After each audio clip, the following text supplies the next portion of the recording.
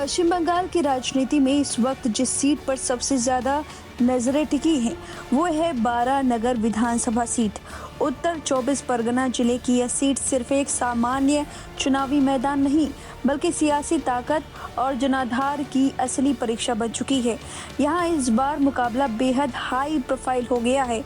एक तरफ सायंतिका बनर्जी जो टीएमसी की उम्मीदवार हैं, जिनकी पहचान सिर्फ एक्ट्रेस ही नहीं बल्कि एक आक्रामक प्रचारक भी रही है। इसके साथ ही 2011 से लेकर अब तक इस सीट पर लगातार टीएमसी का दबदबा रहा है। यानी टीएमसी 2011 से है, लेकिन क्या दबदबा 2026 में भी बरकरार रख पाई हैं एक्ट्रेस सायंतिका बनर्जी? क्योंकि दूसरी तरफ सजल घोष जो बीजेपी के मजबूत चेहरे के तौर पर इस किले को भेदने की पूरी कोशिश कर रहे थे और अब करते हुए दिखाई भी दे रहे हैं। मुकाबला यहीं खत्म नहीं हुआ। कम्युनिस्ट पार्टी ऑफ इंडिया ने सायनदीप मित्रा को उतार कर अपनी जमीन बचाने की कोशिश की है, तो वहीं कांग्रेस ने कल्याणी चक्रवर्ती के जरिए अपनी मौजूदगी दर्ज कराई है। यानी यह सीट अब 4 कोणीय मुकाबले में बदल चुकी है।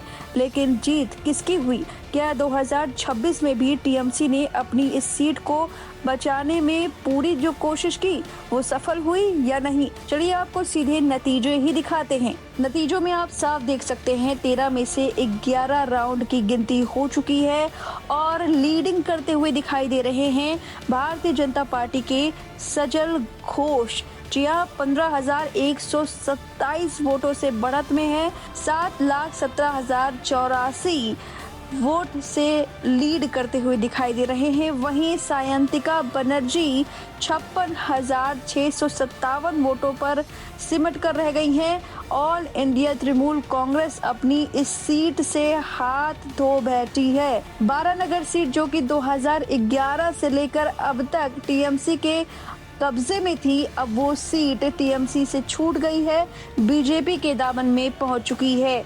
वही कम्युनिस्ट पार्टी ऑफ इंडिया सायनदीप मित्रा 16,384 पर ही सिमट कर रह गए हैं। तो वही कांग्रेस की बात करें तो परफॉर्मेंस बेहद खराब है। कल्याणी चक्रवर्ती जो कि 1,045 सीटों पर ही सिमट कर रह गई हैं।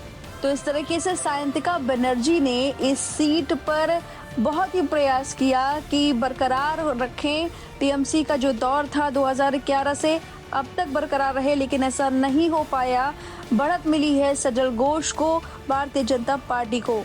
बारानगर टीएमसी का किला माना जाता है। 2011 से लेकर अब तक यह सीट लगातार टीएमसी के कब्जे में रही है। तपस रॉय यहाँ का सबसे बड़ा चेहरा रहे हैं, जिन्होंने 2011, 16, 2021 में भारी अंतर से जीतकर इस सीट को पार्टी का गढ़ बना दिया था। लेकिन अब तस्वीर बदल गई है।